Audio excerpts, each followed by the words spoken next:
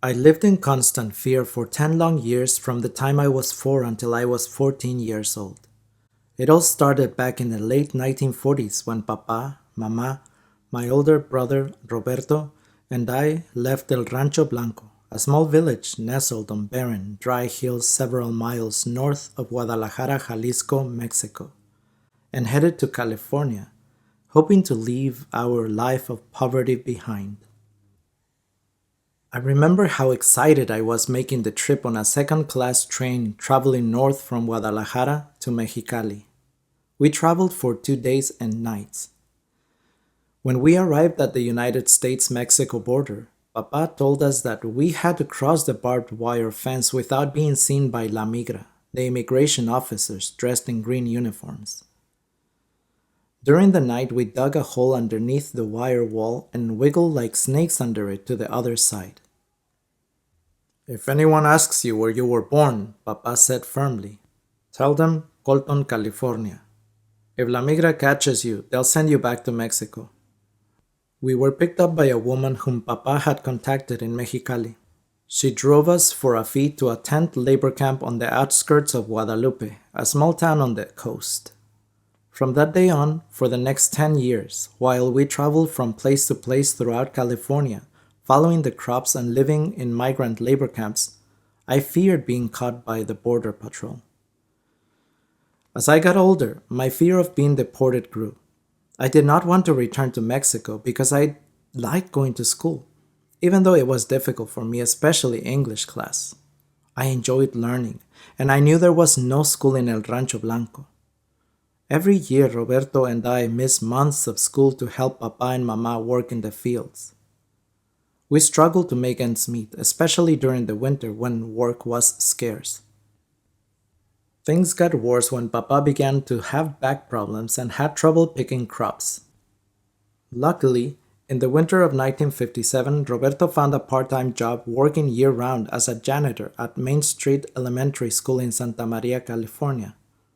We settled in Bonetti Ranch, where we had lived in army barracks off and on for the past few years.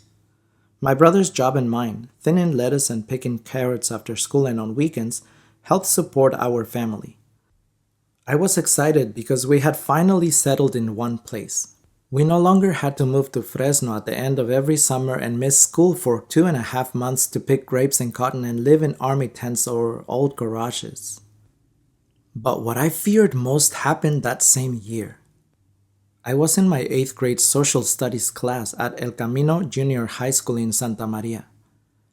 I was getting ready to recite the preamble to the Declaration of Independence, which our class had to memorize. I had worked hard at memorizing it and felt confident. While I waited for class to start, I sat at my desk and recited it silently one last time. We hold these truths to be self-evident, that all men are created equal, that they are endowed by their Creator with certain unalienable rights, that among these are life, liberty, and the pursuit of happiness. I was ready. After the bell rang, Miss Ellis, my English and social studies teacher, began to take roll. She was interrupted by a knock on the door. When she opened it, I saw the school principal and a man behind him. As soon as I saw the green uniform, I panicked. I felt like running, but my legs would not move. I trembled and could feel my heart pounding against my chest as though it too wanted to escape. My eyes blurred. Miss Ellis and the officer walked up to me.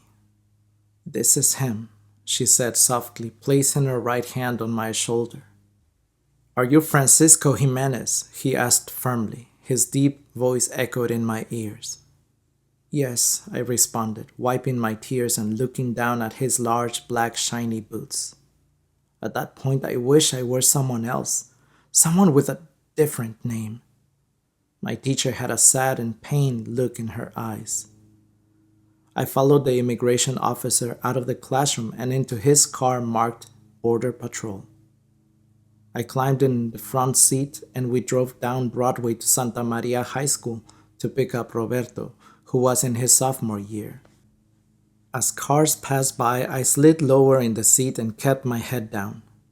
The officer parked the car in front of the school and asked me to wait for him while he went inside the administration building. A few minutes later, the officer returned with Roberto following him. My brother's face was white as a sheet. The officer asked me to climb into the back seat with Roberto. Nos agarraron, hermanito, Roberto said, quivering and putting his arm around my shoulder. Yes, they caught us, I repeated. I had never seen my brother so sad. Angry, I added in a whisper, but it took them 10 years. Roberto quickly directed my attention to the officer with a shift of his eyes and put his index finger to his lips, hushing me. The officer turned right on Main Street and headed towards Bonetti Ranch, passing familiar sights I figured I would never see again. Main Street Elementary School, Cress, the 5 and Dime store, the Texaco gas station where we got our drinking water. I wondered if my friends at El Camino Junior High School would miss me as much as I would miss them. Do you know who turned you in? The officer asked, interrupting my thoughts. No, Roberto answered.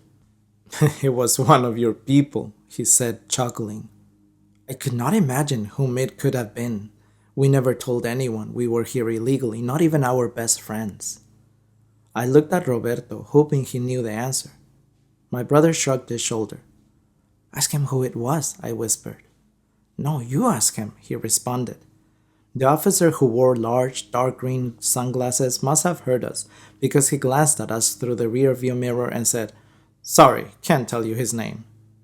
When we arrived at Bonetti Ranch, a border patrol van was parked in front of our house, which was one of the many dilapidated army barracks that Bonetti, the owner of the ranch, bought after the Second World War and rented to farm workers.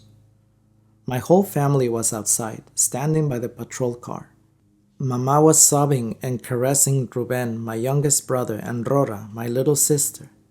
They hung on to Mama's legs like two children who had just been found after being lost. Papa stood between my two younger brothers, Trampita and Torito. Both cried silently as Papa braced himself on their shoulders, trying to ease his back pain. Roberto and I climbed out of the car and joined them. The immigration officers who towered over everyone searched the ranch for other undocumented residents but found none. We were hauled into the border patrol van and driven to San Luis Obispo, the immigration headquarters. There, we were asked endless questions and given papers to sign. Since Papa did not know English and Mama understood only a little, Roberto translated for them. Papa showed them his green card, which Ito, the Japanese sharecropper for whom we picked strawberries, had helped them get years before. Mama showed birth certificates for Trampita, Torito, Rora, and Ruben, who were born in the United States. Mama, Roberto, and I did not have documentation. We were the only ones being forced to leave. Mama and Papa did not want to separate our family. They pleaded with the immigration officers in charge to allow us to stay a few more days so that we could leave the country together. The officer finally agreed and told us we could leave on a voluntary basis. He gave us 3 days to report to the U.S. Immigration Office at the border in Nogales, Arizona. The next morning, as we were getting ready for our trip back to Mexico, I went outside and watched the school bus pick up kids from the ranch. As it drove away, I felt empty inside and had a pain in my chest. I went back inside to help pack. Papa and Mama were sitting at the kitchen table surrounded by my brothers and sister, who listened quietly as my parents discussed our trip. Papa took out the metal box in which he kept our savings and counted it.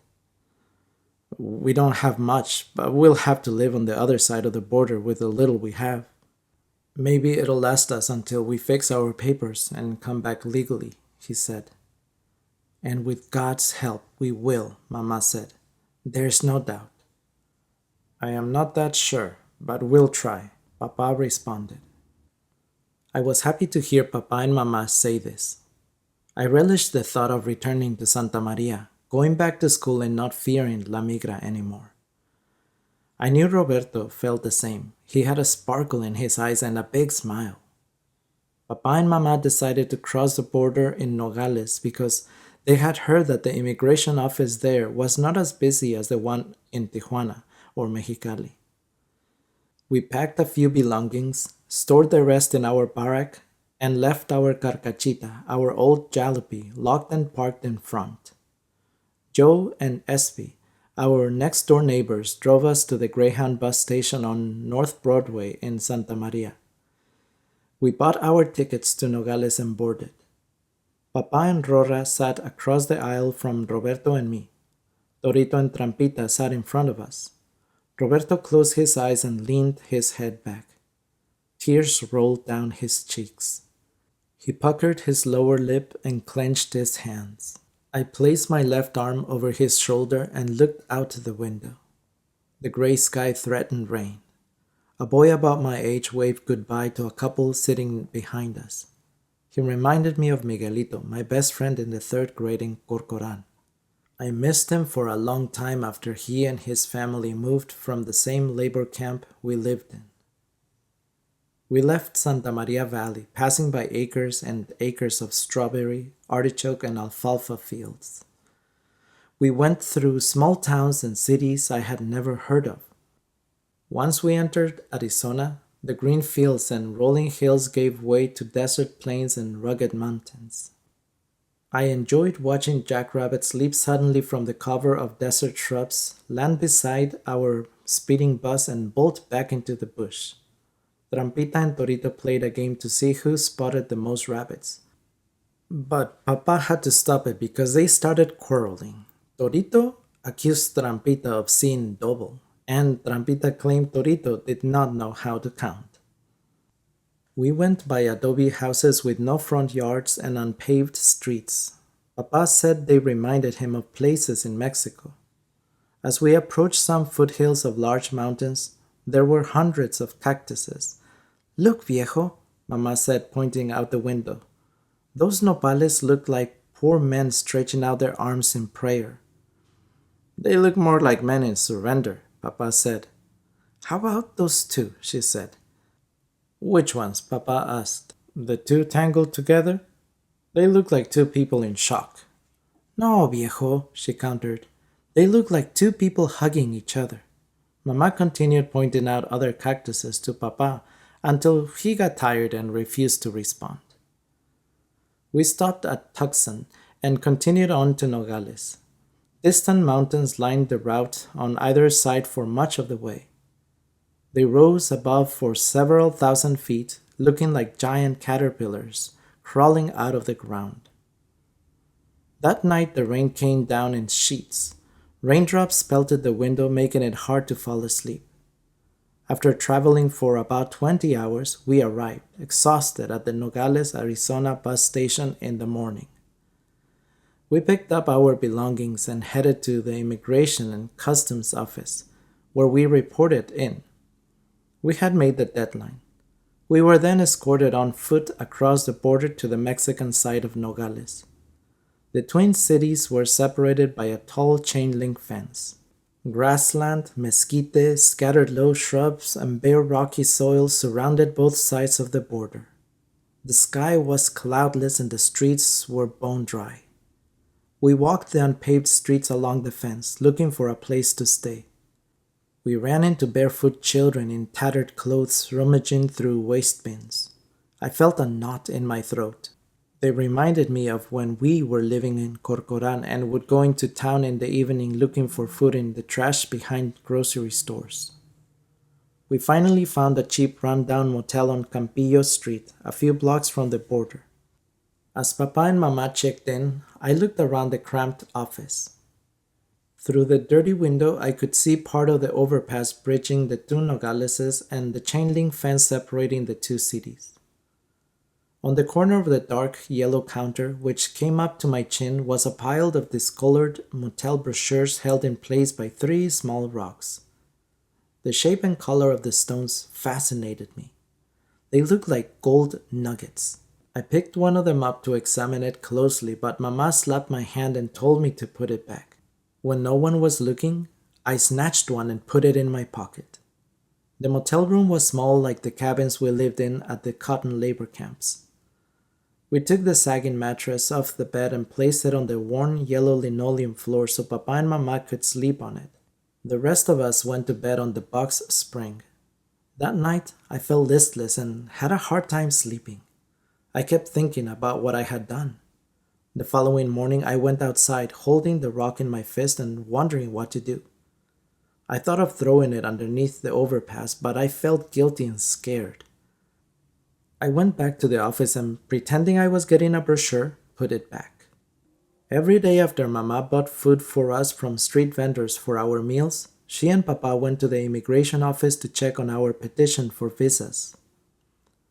Each time they went, they were asked for more information. Papa sent a telegram to Fito, my cousin in Guadalajara, asking him to secure our birth certificates and to send them to us by mail.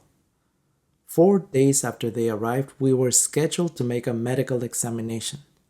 We were issued a one-day pass to cross the U.S. border and take the examination at St. Joseph's Hospital, which was located a few blocks from the U.S. Customs Office. We checked in at the front desk and sat in the waiting room to be called. The room's walls were lit green and the white floors were spotless, just like the uniforms worn by the nurses and doctors.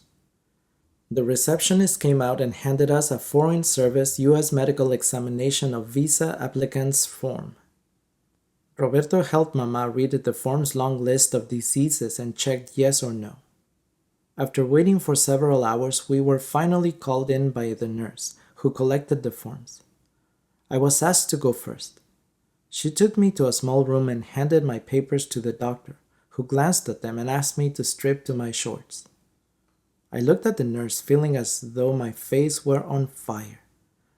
"All clean, no lice," she said after running a fine comb through my hair. The doctor double-checked the list of diseases I had marked on the form earlier. Amoebiasis, gonorrhea, syphilis, trachoma. "No," I responded. Tuberculosis. I recalled a bracero who everyone thought had tuberculosis. He picked strawberries with us one summer when we worked for Ito. We thought he had tuberculosis because he was skinny as a rail and often coughed blood. We called him El Tuberculosis. One day, he got so sick at work that Ito took him back to the bracero camp. That was the last time we saw him. "Tuberculosis?" the doctor repeated impatiently. "No." "Ringworm?" he asked, turning my body around to check my back. "I had it many years ago," I said. When I was in 3rd grade, I noticed I had 2 red spots about the size of a quarter, one on the left side of my stomach and another on the back of my scalp. I showed them to Mama and told her they itched. "The devil made these marks. That's why they're red," she said, not blinking an eye. When she saw I was about to cry, she hugged me and said, "I am kidding, Panchito. Es roña. I'll take care of it."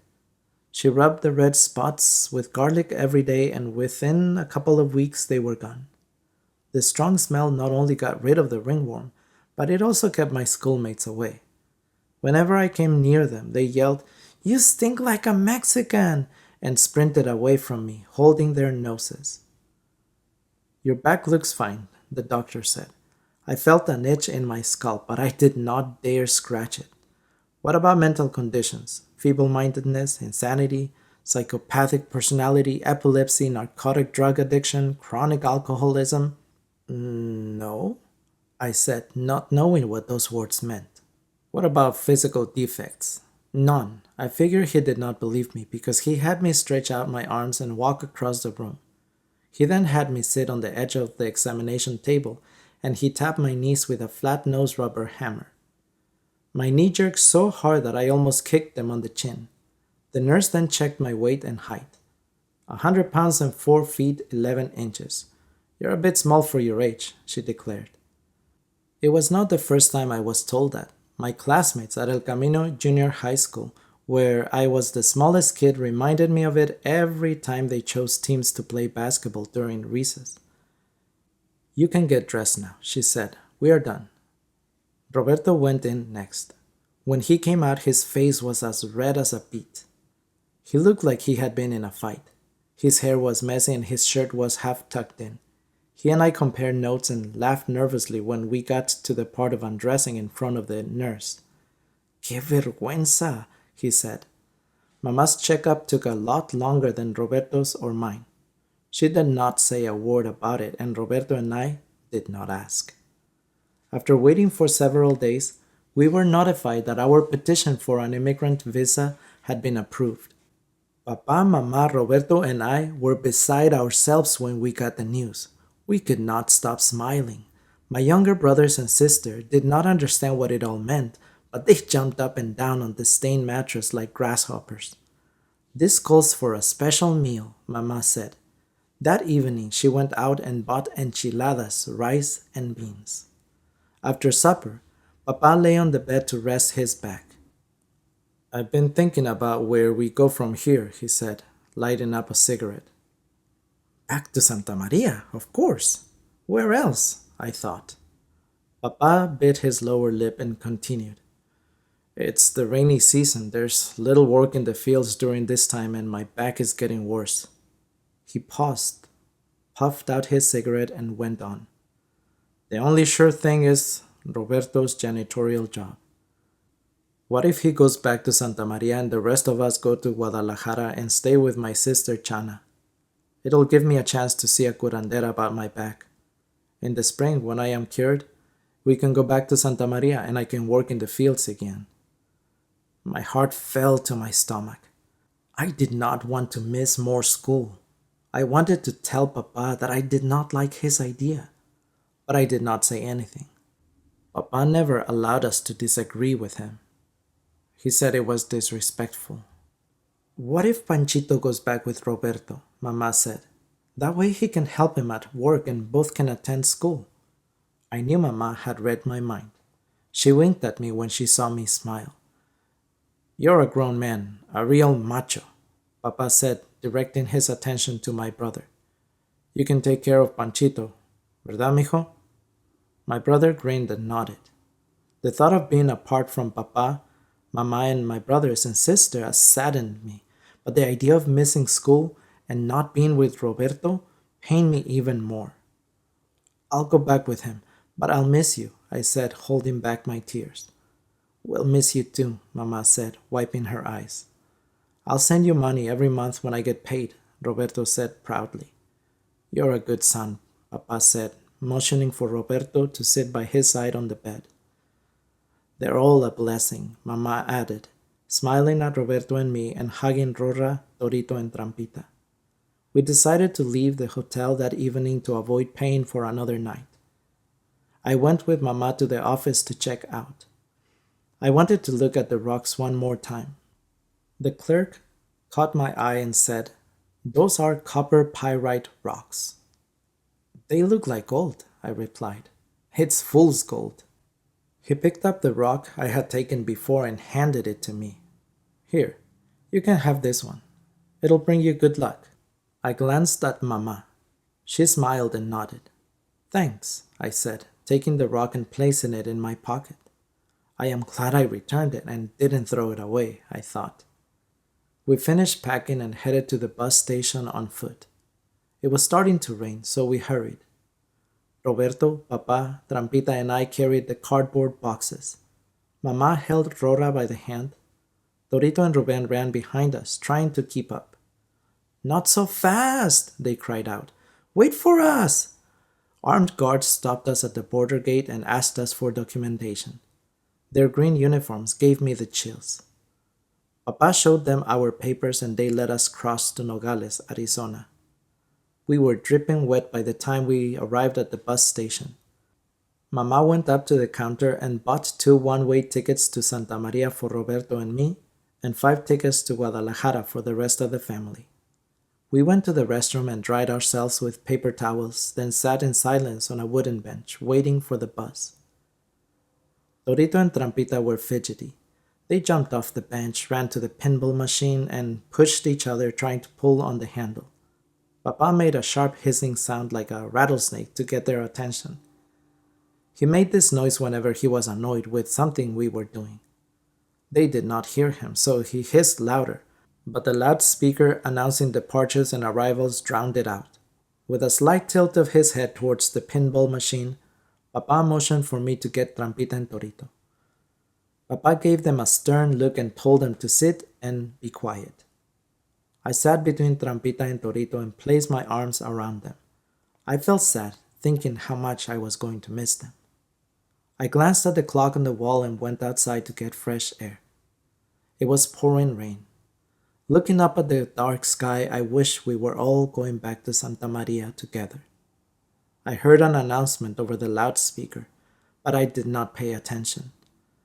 "Our bus is here, Panchito," Roberto said as he and the rest of my family approached me from behind. Roberto and I hugged Papa, Mama, and kissed our brothers and sister. "Que Dios los bendiga," Mama said, giving us her blessings. Tears came to her eyes as she forced a smile. Roberto and I climbed onto the bus. We took our seat, wiped the fog off the window, and waved. The rain pelted the bus with full force as it pulled away. Across the aisle, a little boy played horse on his father's lap. He jumped up and down and repeatedly smacked the side of his legs, shouting, "Faster! Faster!" I turned away, closed my eyes, and leaned on Roberto's shoulder. I wept silently until I fell asleep. When I woke up, the rain had disappeared. A strong wind whipped up dust, debris, and gravel and forced the bus to slow down to a snail's pace. Once the wind died down, the bus pulled over at a rest stop next to an old gas station and market. Roberto and I climbed down to stretch our legs. On the side of the station was a makeshift open stand braced by 4 posts. Hanging from one of the upper right posts was a crate with a wooden crucifix on it. Roberto and I made the sign of the cross and bowed our heads. I prayed silently that my family would arrive safely in Guadalajara. We climbed back on the bus and continued our journey. We finally arrived in Santa Maria in the early evening of the next day. We took a cab to Bonetti Ranch, where we were welcomed by a torrential downpour and a pack of bony stray dogs. The cab drove slowly, bumping up and down and swaying from side to side as it hit potholes full of water. It felt as though we were in a ship in the middle of a stormy sea. Our barrack was cold and lifeless. We placed our boxes on the floor and turned on the kitchen light. "Well, here we are, Panchito," Roberto said sadly. When he saw me choke up, he added, "Time will go by fast, you'll see." "Not fast enough," I said. We unpacked our boxes and went to bed. Neither of us slept well that night.